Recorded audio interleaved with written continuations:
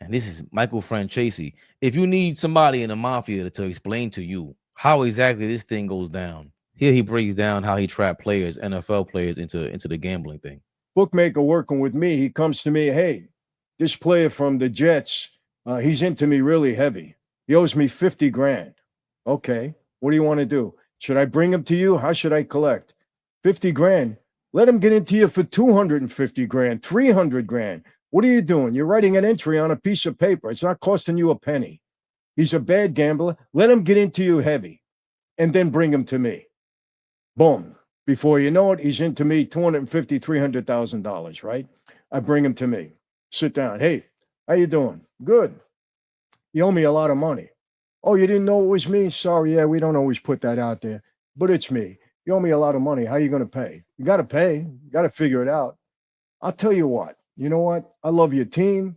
I like the way you play. I'm going to give you a break. You owe me $250,000, right?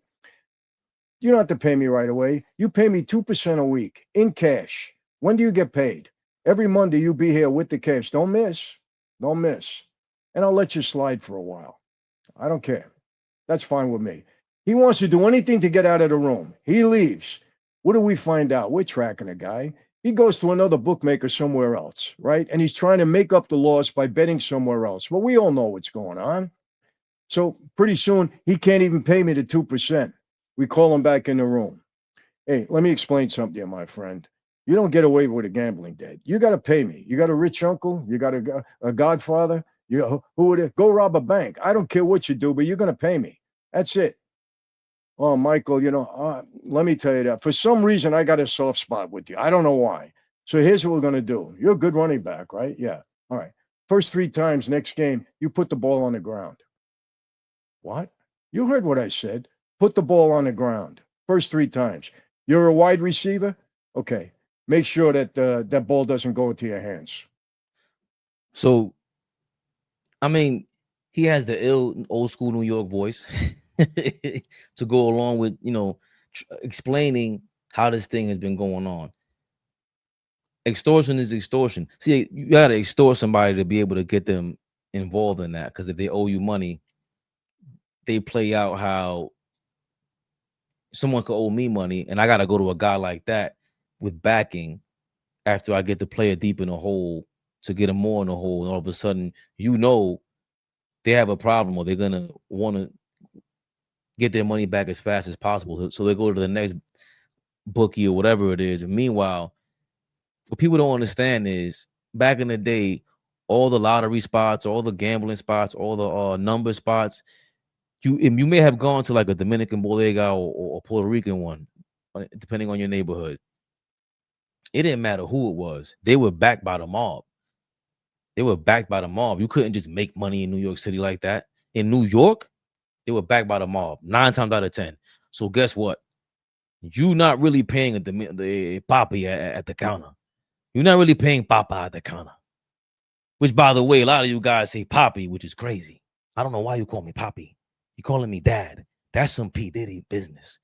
Don't call me papi no more, okay? Call me papa, stuff like that.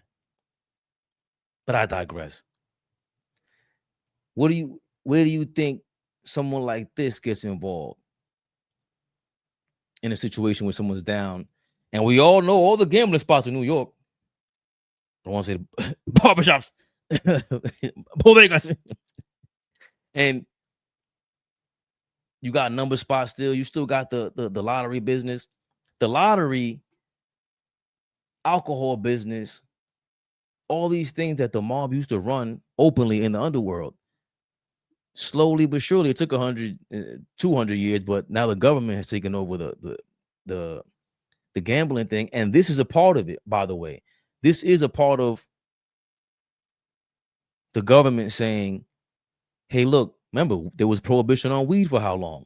Now weed is legal. Now they will lock your ass up if you have bud. If you have a store and you sell bud, you sell marijuana." Because they want you to sell their marijuana. So now they became the marijuana connect. They became the alcohol connect. They became the lottery connect. And now they're becoming the gambling connect. FanDuel, all these guys got to pay that tax money at the end of the day. They're going to have to pay they're going to have to become lobbyists and pay out these politicians one way or another. So we just saw the casino didn't get approved in Times Square, which I'm glad I didn't want Manhattan to become, Atlantic City. That's fucking stupid. It would have been way too crazy. During the pandemic, it was nuts here. So imagine a casino in Manhattan. Bad enough, everybody's a zombie onto this shit. Respectfully, of course, because you got to dabble here and there. But we pick our prospects over here for now. Oh boy, TV. They scared, but I'm not. They don't like comentario. Y suscribe.